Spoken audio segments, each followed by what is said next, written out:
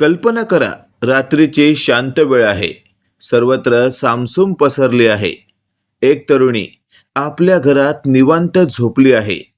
पण तिला याची कल्पनाही नसते की पुढच्या काही क्षणात तिच्या आयुष्यात अशी एक भीषण घटना घडणार आहे, जी संपूर्ण परिसर हादरवून सोडेल. नमस्कार मित्रांनो, आज आपण अशाच एका धक्कादायक घटनेबद्दल जाणून घेणार आहोत. ही घटना आहे ओडिशातील राउरकेला येथे घडल्याचे वृत्त आहे. एकतर्फी प्रेमाच्या नादात एका तरुणाने संतापाच्या भरात असे पाऊल उचलले की त्याचे परिणाम अत्यंत गंभीर ठरले. मिळालेल्या माहितीनुसार आरोपी आणि पीडित एकमेकांच्या ओळखीचे होते. आरोपीला त्या तरुणीसोबत प्रेम संबंध ठेवायचे होते.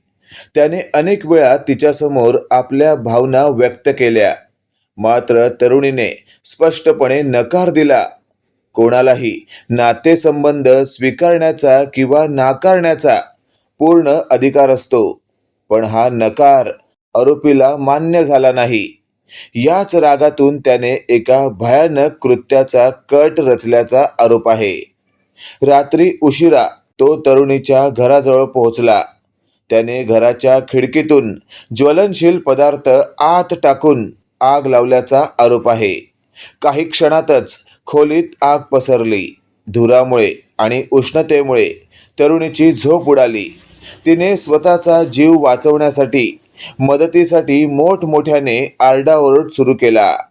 तिचा आवाज ऐकून शेजारी आणि स्थानिक नागरिक तातडीने घटनास्थळी धावून आले. त्यांनी आगीवर नियंत्रण मिळवण्याचा प्रयत्न केला आणि मोठ्या प्रयत्नानंतर तरुणीला बाहेर काढले.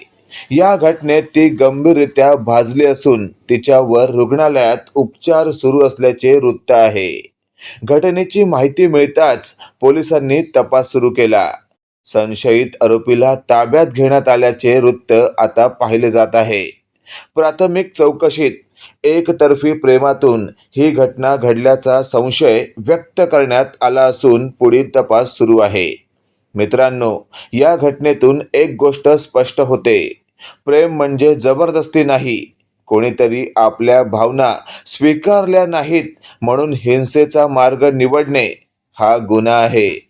प्रत्येक व्यक्तीला स्वतःचे निर्णय घेण्याचा अधिकार आहे आणि त्या निर्णयाचा आदर करणे ही प्रत्येकाची जबाबदारी आहे. अशा प्रकारच्या घटना समाजासाठी गंभीर इशारा आहेत. तरुणांनी भावनांवर नियंत्रण ठेवणे, नकार स्वीकारणे आणि कायद्याचा आदर करणे अत्यंत आवश्यक आहे. या घटनेबद्दल तुमचे काय मत आहे?